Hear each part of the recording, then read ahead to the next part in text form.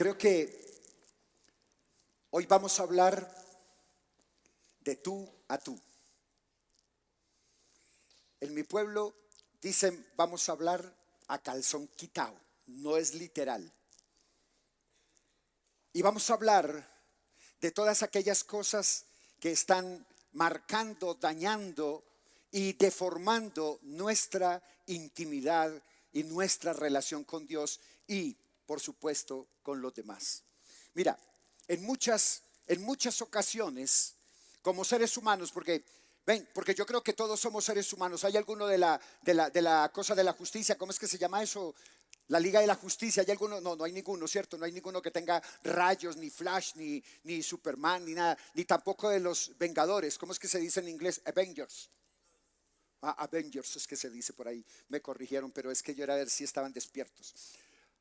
No hay ninguno, ¿verdad? Todos somos seres humanos. Entonces, esto que quiero contarles es para seres humanos comunes y corrientes, porque como seres humanos todos pasamos por ciertas circunstancias difíciles que nos hacen sentirnos, mira, a veces no nos sentimos ni siquiera pequeños ante las dificultades, nos sentimos como cucarachas. Yo siempre digo, me siento como una chancleta vieja en Etiopía. Usted sabe cómo usted ha visto las chancletas viejas en Etiopía. Así muchas veces se siente uno frente a las circunstancias o a los problemas que pasan. Mira, yo creo, sin temor a equivocarme, que todos, absolutamente dije, ¿qué fue lo que dije? Todos, absolutamente todos tenemos gigantes en nuestras vidas. Mira. Y solamente somos nosotros. No es ni el pastor, no es ni los líderes de la iglesia, no es ni la esposa, no es los hijos, no es el banco, no es el presidente de la república que eligen hoy.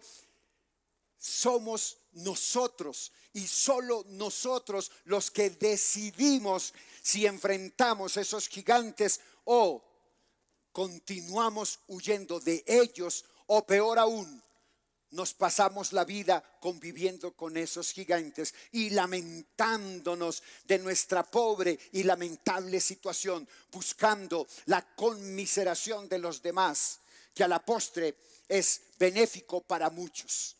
Ganar la conmiseración es benéfico para muchos, porque muchos se vuelven manipuladores de esos gigantes para poder aprovecharse de otros enanos. Hermanos, esos gigantes pueden estar representados en nuestros temores. ¿Cuántos aquí le tienen miedo a las cucarachas? ¿O miedo a los ratones? ¿A las ratas? ¿A las de dos patas? ¿Cuántos de aquí le tienen miedo a las alturas? Esos temores se convierten en gigantes que frustran y marcan nuestras vidas. A veces nosotros creemos que cuando luchamos contra un gigante estamos luchando contra la adversidad de una enfermedad, un problema económico, un problema de divorcio o situaciones a nivel de pareja, etcétera. Pero también hay temores que son gigantes, complejos. ¿Cómo se convierten los complejos en gigantes en nuestra propia vida? Los complejos de inferioridad se refuerzan en complejos de superioridad y eso acaba con mis relaciones. Los complejos generan gigantes. Las debilidades, wow. ¿Cuántos de ustedes tienen debilidad por el chocolate? Yo también, pero no lo puedo tomar porque tengo migrañas, porque sufro migrañas, pero esa es una debilidad. Pero para mí, la arepita de la mañana, pero la arepa así de maíz, aquí le dicen de maíz peto, ¿verdad? Así de maíz peto, con mantequillita encima calientica y el queso así desmenuzadito con un poquitico de sal. Qué debilidad, ¿verdad? Hermanos, las tentaciones también generan cantidad de gigantes. El Señor Jesucristo fue tentado en el desierto 3 veces, pero la palabra de Dios no habla de todas las múltiples tentaciones que el Señor Jesús pudo tener en su historia de los 12 a los 30 años cuando empezó el ministerio. Aún dentro del ministerio de los 30 a los 33 años, no solamente tuvo la debilidad en el desierto, tuvo que haber tenido otras tentaciones que también pudieron haber visto gigantes, porque no se nos puede olvidar que el Señor Jesús era enteramente hombre, pero era también enteramente Dios. Y si era enteramente hombre, estaba sujeto también a esas emociones de las tentaciones. Las circunstancias, wow, cuánto las circunstancias nos bloquean a veces nuestra misma intimidad y nuestra comunión con Dios. Hermanos, aún los más insignificantes problemas se convierten en gigantes, desde lo más sencillo hasta lo más grave de los problemas por lo que estemos pasando, se convierten en gigantes en nuestra vida. Pero escúchame, te voy a decir algo. Si usted, voy a tratar de tutear para no hustear tanto, si tú tienes claro, escúchame bien lo que te voy a decir, porque todo lo anterior no sirve de nada si lo que te voy a decir no es lo suficientemente claro para ti. Si tú no tienes claro quién es tu Salvador, si tú no tienes claro quién es el que fue a la cruz por ti, si tú no tienes claro que el Señor Jesucristo fue crucificado, bajó a lo profundo de la tierra, venció la muerte porque resucitó al tercer día, para que tú tuvieras la libertad de adorar y fueras empoderado para poder enfrentar los gigantes, entonces tienes un problema. Tienes que tener claro para poder enfrentar las circunstancias difíciles, los problemas, para poder enfrentar esos gigantes. Tú tienes que tener claro qué tipo de Dios tienes y lo que significa para Dios de los ejércitos. Tú sabes qué significas para Dios. Mira, voy a decirte esto. La Biblia dice en Malaquías capítulo 3: todos ustedes serán para mí, dice Dios Jehová de los ejércitos, especial tesoro.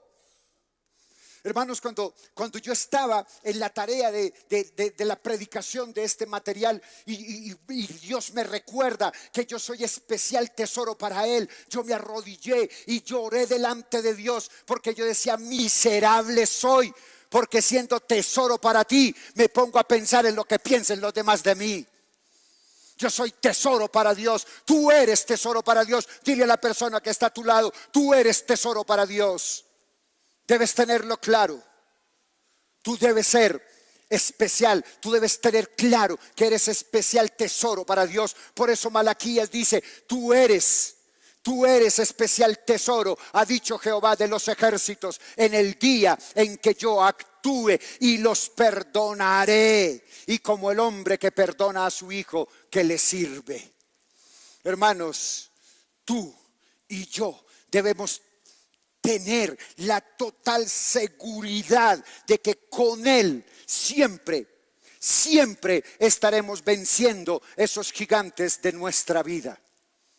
Hermanos, fue suficiente la victoria del Señor Jesucristo en la cruz para que tú y yo tengamos la confianza y la certeza de que si nosotros nos apropiamos de esa verdad y de las palabras que Él nos dejó en las Escrituras, entonces los gigantes serán pequeños. ¿Sabes por qué? Porque cuando nosotros entendemos el Dios que tenemos, cuando nosotros entendemos el Dios que dio a su Hijo por nosotros, cuando nosotros entendemos que Dios Jehová es el gigante de gigantes, que Dios Jehová nos cubre con sus manos poderosas, cuando nosotros entendemos que no hay gigante más grande que Dios, los gigantes de la tierra serán pequeños, porque mayor es el que está en mí que el que está en el mundo. Mi amado, cuando tú aprendes a ver al Señor Jesucristo como el gigante de gigantes, tú ves los gigantes desde la perspectiva de Él, hacia el donde Él está, y los vas a ver muy, muy pequeños. Hermanos, a lo largo de nuestra vida, de toda nuestra existencia, muchas veces tenemos que enfrentarnos a circunstancias muy difíciles y a veces imposibles de superar humanamente hablando. Las circunstancias, los problemas se levantan contra nosotros intentando no solamente afectarnos en lo terrenal, sino también afectarnos en todo lo que es la parte espiritual, en nuestra intimidad con Dios. Esa situación tiene una sola misión. Las circunstancias, los problemas tienen una sola misión, y es desanimarnos en el proceso de discipulado espiritual que tú y yo tenemos frente al Señor Dios Todopoderoso, a fin de que nos perdamos las bendiciones de Dios, anulando el propósito por el cual tú y yo estamos en esta tierra. Mis amados, es en el hoy, es ahora, es en este tiempo en que Dios Jehová de los ejércitos te ha llamado a ti, me ha llamado a mí, para que dejemos de vivir abrumados por esos gigantes y decidamos entonces vencerlos en el nombre del Señor Dios Jehová de los ejércitos. Hermano, Dios le está diciendo hoy a usted, así como me lo dijo a mí hace un par de días: hijo mío, hija mía, es tiempo ya de vencer a los gigantes de tu vida. Mis amados, tú tienes gigantes. Es tiempo de decirle no más. Es tiempo de vencerlos. Es tiempo de decir no más. ¿Sabes por qué? Porque estos gigantes en realidad no merecen llamarse gigantes. Porque la palabra de Dios nos enseña que existe un solo gigante, que es el poderoso gigante, el poderoso de Israel, que siempre está de nuestro lado. Mis amados, hace unos días hice un estudio devocional con un libro de Christopher Shaw, que es un libro devocional muy interesante sobre el primer libro de Samuel, capítulo 17. De ahí surgió la idea de esta serie que quiero compartir con ustedes. Vamos a adentrarnos en esa historia que por muchos ha sido ilustrada, que muchos la han enseñado en los institutos bíblicos y que también muchos la han predicado, pero que estoy seguro que pocas veces la han vivido. Mi oración y mi anhelo es que ustedes y yo podamos enfrentar esos gigantes, no simplemente escucharlo, sino llevarlos a la acción y poder enfrentarlos como Dios quiere que tú y yo la enfrentemos. Voy a invitarle para que vaya al Antiguo Testamento en su Biblia, en el primer libro del profeta Samuel, capítulo 17. Primer libro de Samuel, capítulo 17.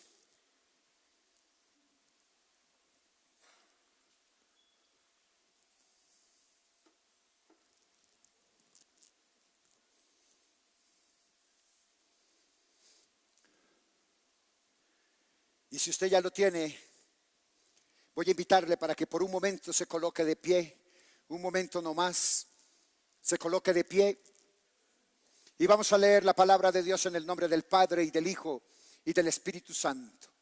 Y dice, primero de Samuel, capítulo 17, voy a leerla en la Nueva Traducción Viviente porque me parece que el texto que quiero compartir hoy está mucho más explícito en esta Biblia, pero usted puede seguirme en la Reina Valera del 60, en la Nueva Traducción Viviente, en la versión sencilla, en la que tenga. Primero de Samuel, capítulo 17, verso 1. Los filisteos reunieron su ejército para la batalla y acamparon en Efes Damim, que queda entre Socó en Judá y Aseca.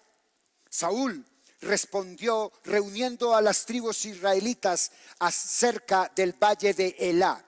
De modo que los filisteos y los israelitas quedaron frente a frente en montes opuestos, separados por un valle. Que Dios bendiga su palabra y que hoy todo pensamiento vaya cautivo a la obediencia a Cristo y que permitas que el Espíritu Santo hable a tu vida, moldee tu mente y tu corazón. Y la iglesia dice conmigo, amén y amén. Yo creo que todos recordamos la historia de David y Goliat, ¿verdad? A todos nos han hablado, desde pequeños, desde niños, nos han hablado acerca de la victoria de David sobre Goliat. Pero yo creo que conforme pasa el tiempo, nos identificamos un poco más con lo que ocurre en ella y en nuestras vidas actuales. Mira, la riqueza de ese texto, desde el capítulo 17, desde el verso 1 hasta finales del capítulo 17, tiene una riqueza tan impresionante. Es tal la riqueza que bien podríamos construir una vida de devoción empleando todos los principios espirituales que están expuestos en esta sola narración de David y Goliat. En el desarrollo de esta serie intentaremos identificar algunas de las verdades que pueden ayudarnos a transitar por ese camino osado y de compromiso que recorrió el hijo de Isaí. Cuando empecé a estudiar el texto, yo empecé, y la verdad yo le confieso, iglesia, que yo lo vi tan normal, lo vi tan común y corriente, que yo dije, sí, es la historia de David y Goliat, hay algunos principios buenos, pero al detenerme a analizar realmente el texto, me di cuenta que desde el primer versículo hay ciertos elementos que nos llevan a entender por qué la importancia del texto. Mira, yo tenía que empezar por aprender algo y por entender algo. Y es que los hábitos son las repeticiones de ciertos actos. Existen buenos y malos hábitos, pero también hay hábitos ocultos. Mira, tú crees conocer a tu pareja, crees conocer a tus hijos.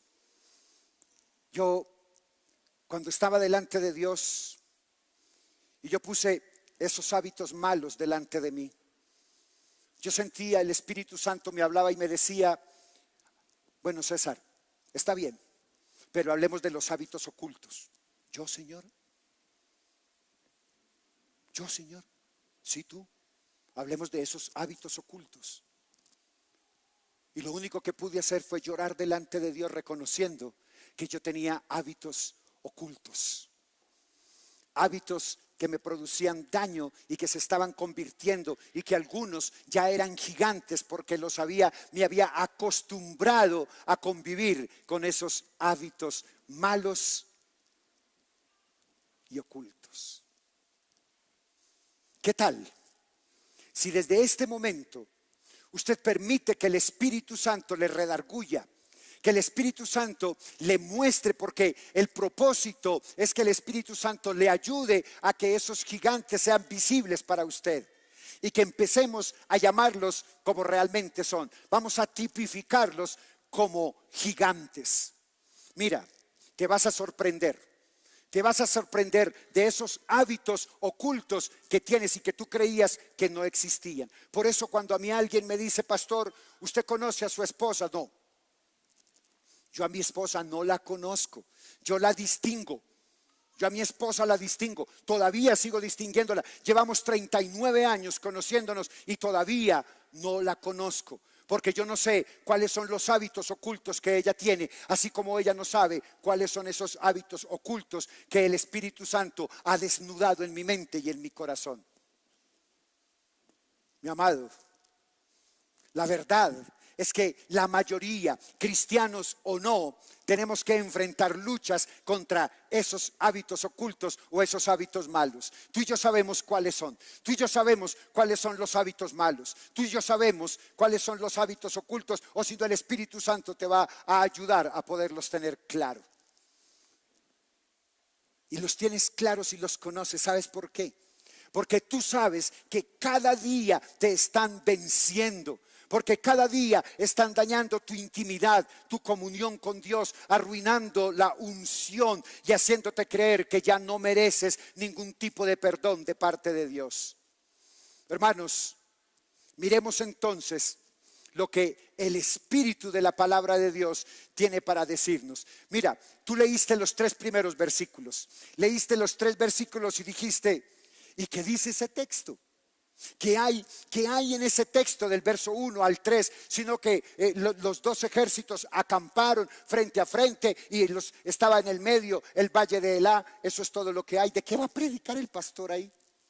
Pero voy a contarte que cuando nosotros miramos el texto con un espíritu de inquirir la palabra de Dios. Cuando nosotros vemos el espíritu del texto, podemos descubrir grandes cosas y maravillosas que Dios tiene para darnos y para decirnos. El historiador en ese texto describe, en esos primeros versículos de este capítulo, el escenario en el que se desarrollará la dramática confrontación entre judíos y filisteos. El escritor está hablando del campo de batalla de los judíos y los filisteos. Y el Espíritu Santo hoy te está mostrando cuál es el campo de batalla en el que tú estás. Y el campo de batalla en el que tú estás no es tu casa, no es tu esposa, no son tus hijos, no es tu trabajo ni tu estudio, no es la iglesia, eres tú. Eres tú. Por eso el primer gigante que tú y yo tenemos que vencer somos nosotros mismos.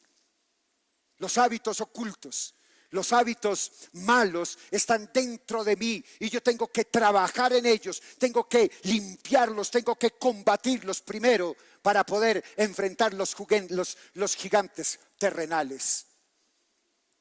Mira, los filisteos eran eternos enemigos de los israelitas. Ellos salieron una vez más a librar batalla contra el pueblo de Israel. Ellos escogieron acampar frente a uno de los valles por los que pasaba una importante ruta de conexión entre Judá y Filistea. Entonces el rey de los filisteos le escribe un correo electrónico a Saúl, el rey de Israel, y le dice: rey, no tengo nada que hacer, estoy desocupado y quiero pelear contra ti. Y quiero que traigas a los mejores hombres porque yo te voy a ganar.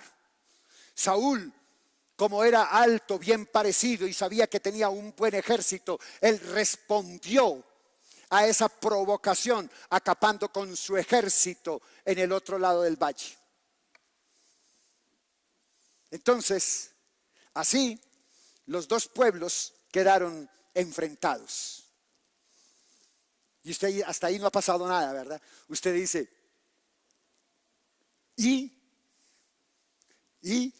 pero si nos detenemos a meditar por un instante en esa escena, podemos observar que algo no está funcionando.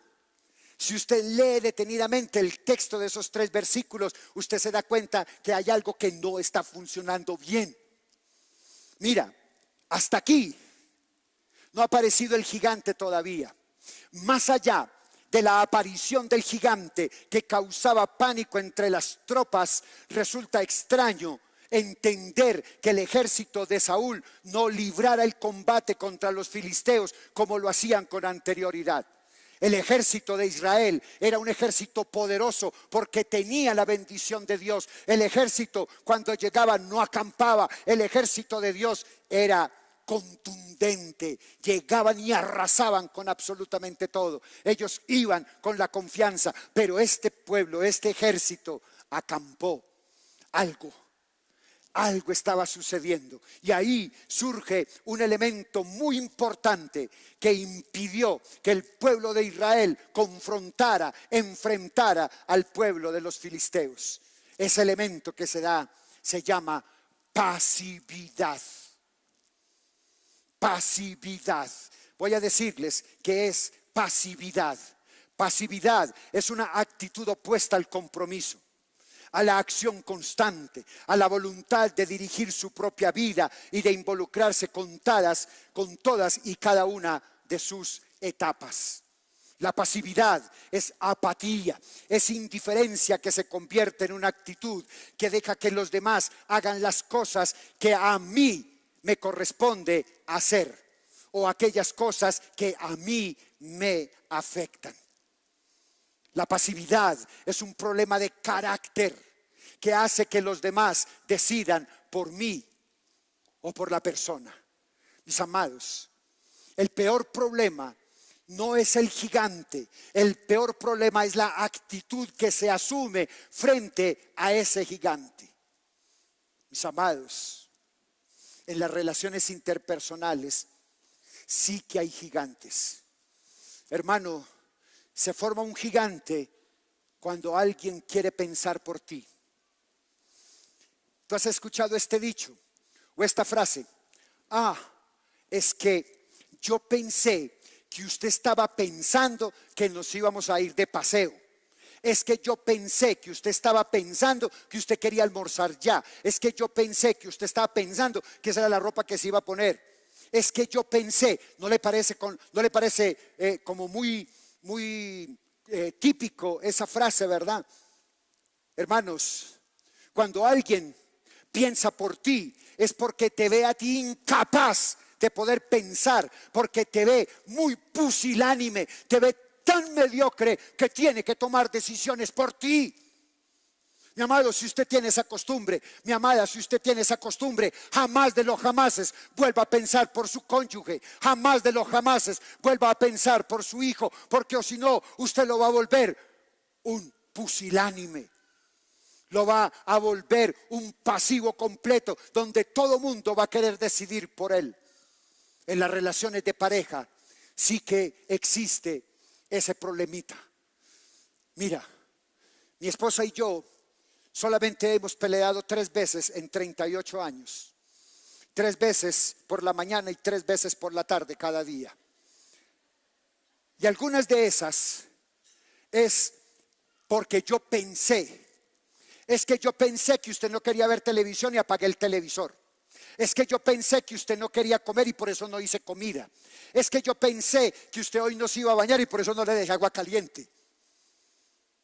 No solamente es del yo pensé de mi lado, sino también de mi esposa. Yo soy muy manso, yo no le contesto nada a mi esposa. Yo me quedo calladito, pero cuando yo le digo algo a mi esposa, ella me dice, a ver, ¿y es que yo no puedo pensar por mí misma o qué? Y se me pone así. Saca pechos. ¿Será que no puedo pensar? Cuando tú piensas por otro, es porque lo ves incapaz, porque lo ves tan pasivo que no puede tomar decisiones. La pasividad.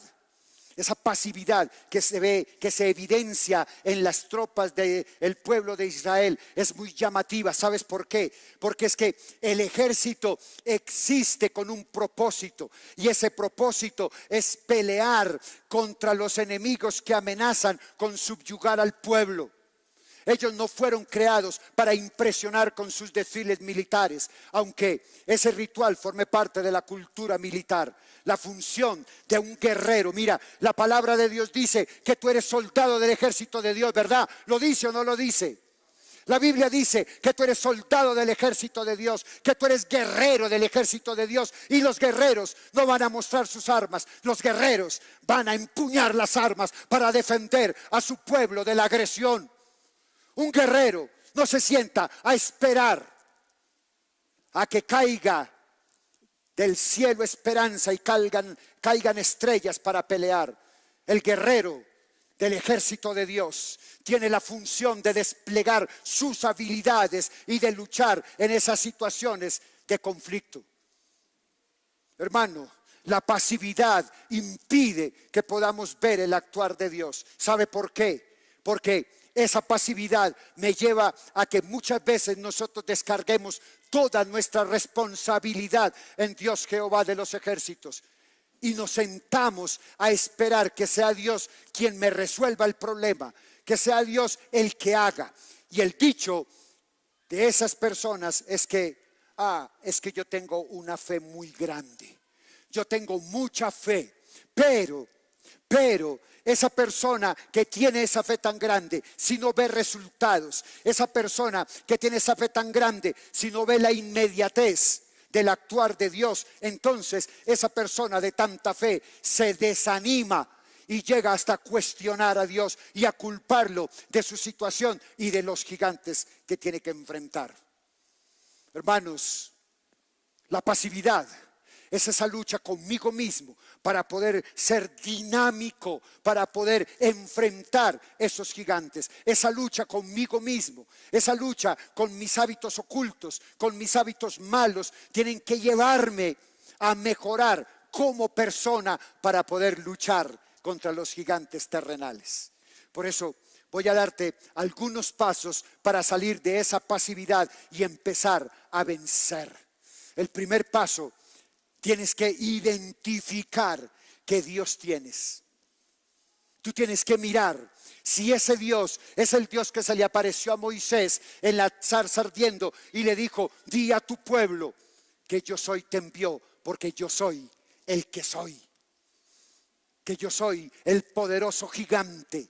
Tú tienes que entender si ese Dios que tú tienes es un Dios gigante o es un Dios enano que se esconde debajo de la silla cuando tú le buscas. Tú tienes que entender si el Dios que se crucificó en la cruz, el Señor Jesucristo, se crucificó porque estaba de moda para el pueblo romano o porque Él fue a la cruz para que tú pudieras vencer. Tenemos que tener claro cuál es el Dios que tienes. Tenemos que tener claro cuál es el Dios que está en la Biblia. Debemos tener claro, número 2, de quién es la batalla. Mira, yo tenía un problema. Yo fui un hombre alcohólico de verdad. Un día cualquiera, el 22 de julio de 1995, en un lugar cualquiera, el Señor habló a mi vida y no me volví a tomar un trago de licor desde ese día. Nunca jamás. Ni fui a Alcohólicos Anónimos, ni tuve citas con psiquiatras, ni nada que se le parezca. Para mí fue el acto sobrenatural, el milagro más grande que Dios haya hecho en mi vida con un propósito. El sacarme del alcoholismo y poder vencerlo y saber que puedo estar al frente de una botella de alcohol y no se me van a venir las lágrimas ni se me va a aguar la boca, es un milagro de Dios. Y no cabe duda que también tiene que ver la fuerza de voluntad y el propósito. La fuerza de voluntad es una opción para dejar ciertos hábitos, pero lamentablemente en pocas ocasiones funciona como debe ser. Y yo creo que todos nos hemos dado cuenta de eso. Nosotros fumamos, yo fumé muchos años también. Y cuando dejan de fumar, las crisis son fuertes. Y ahí es donde la fuerza de voluntad muchas veces fracasa, porque tú dices: llevo 3 años, 4 meses, 27 días, 17 horas, 45 minutos, 3 segundos sin fumarme un cigarrillo. No, un cigarrillito no caería mal. Ahí se acabó la fuerza de voluntad.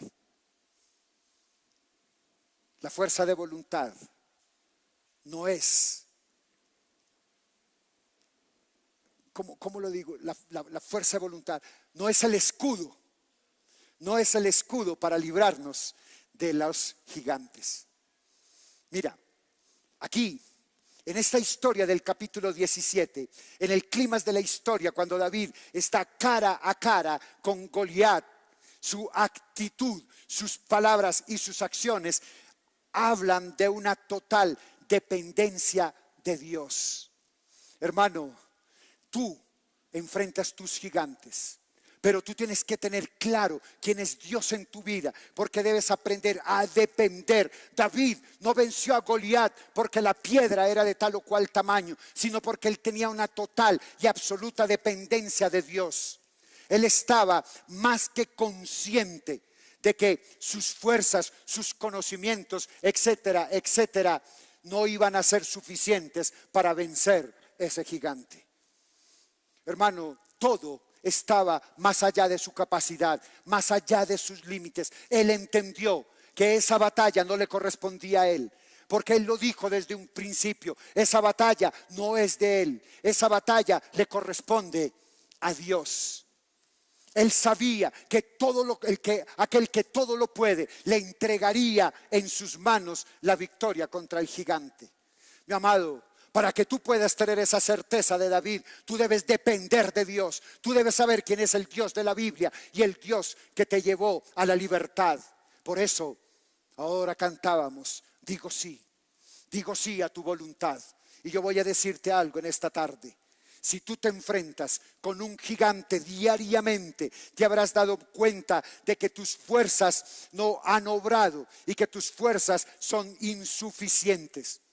Tal vez todo este tiempo te ha estado humillando constantemente, ha estado pisoteando tu moral y te ha estado abofeteando. No dudo que hayas intentado vencerlo más de una vez, no dudo que hayas querido vencerlo, pero también sé que la gran mayoría de las veces, si no todas, has fracasado en esa tarea, debido a que la tarea la estás haciendo en tus propias fuerzas y en tu terca voluntad. Que terca sí es nuestra voluntad. Mis amados, las batallas no se ganan así, al menos no contra los gigantes. Yo quiero preguntarte en esta mañana, en esta tarde, ¿quieres ser libre? ¿Quieres ser libre de esos molestos hábitos que se han convertido en parásitos en tu intimidad con Dios? ¿Quieres ser libre de esos hábitos ocultos? ¿Quieres ser libre de esos hábitos ocultos, de esos hábitos malos que impiden que tú puedas servir en la iglesia, que puedas liderar grupos de vida, que puedas hablar de tu vida cristiana sin temor ni temblor? Entonces, es hoy que quiero invitarte para dejar la pasividad, para que tú puedas identificar que esta batalla solamente la ganarás si Dios pelea por ti. Mi amado, depende de Dios, confía en Dios y abandona tus fuerzas por las fuerzas del Dios de los ejércitos. En el Nuevo Testamento, en la carta a los Filipenses, en el capítulo 4, verso 13, la Biblia dice: todo lo puedo en Cristo que me fortalece. Pero alguien decía al respecto: bendito aquel día en que nos rendimos y exclamamos: sé tú, Señor, es mi fuerza y mi salvación en estos tiempos. Mis amados, cuando nosotros nos damos por vencidos, el maravilloso poder de Dios comienza a obrar en nosotros y todo se torna diferente y todo cambia. Mi amado, yo estoy seguro que Dios te ha hablado, porque Dios me habló a mí primero, porque Dios en mi intimidad con Él me llevó a entender que yo tenía hábitos ocultos que tenía que librarlos. Pero yo no los podía librar en mis propias fuerzas, porque era yo con yo. Porque yo estaba librando mi propia batalla en mi propio terreno. Y el Espíritu Santo me estaba llevando a esa dimensión donde yo tenía que entender que para poder librar esas batallas que tenía que librar en los proyectos que tenemos en la iglesia, yo tenía primero que librar la batalla conmigo mismo. ¿Por qué no escoges hoy? ¿Por qué no escoges ahora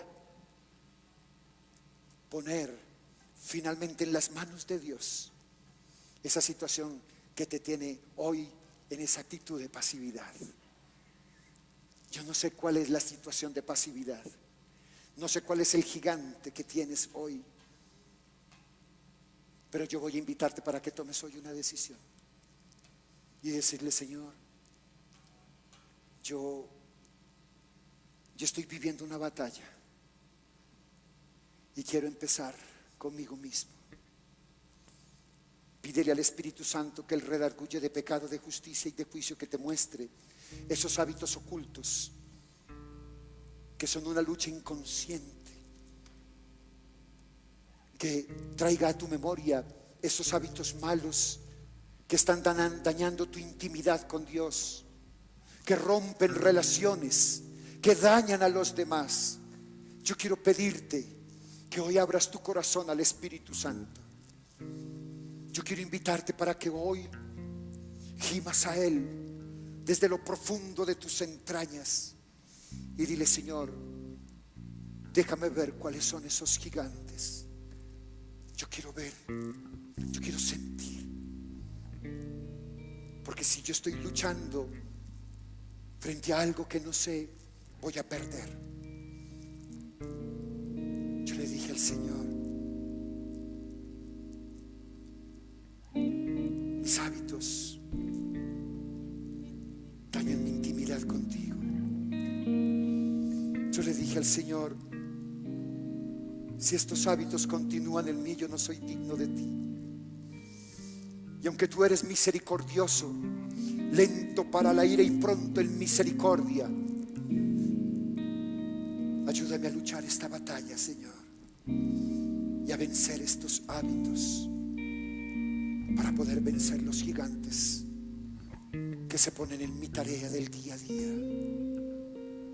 Si tú llevas años luchando contra gigantes, yo hoy te invito para que mires primero en tu interior, para que tú veas ese gigante que eres tú mismo, contra el que tienes que luchar para vencer. Y entiende que la batalla es de Dios, pero para poder vencer, tú debes ver a Cristo Jesús como el único Señor y suficiente Salvador. Pero para poder vencer, tú debes entender que en Él hay paz. La Biblia dice que en el mundo tendréis aflicción, pero confiad, yo he vencido el mundo, dice el Señor. Para poder vencer, tú y yo tenemos que tener claro que el Señor Jesucristo es mi único Señor y suficiente Salvador.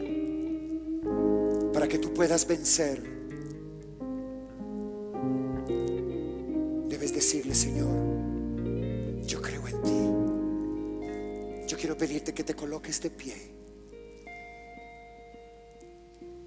Y en la Biblia dice: y la paz de Dios, que sobrepasa todo entendimiento, guardará vuestros corazones en Cristo Jesús, Señor nuestro.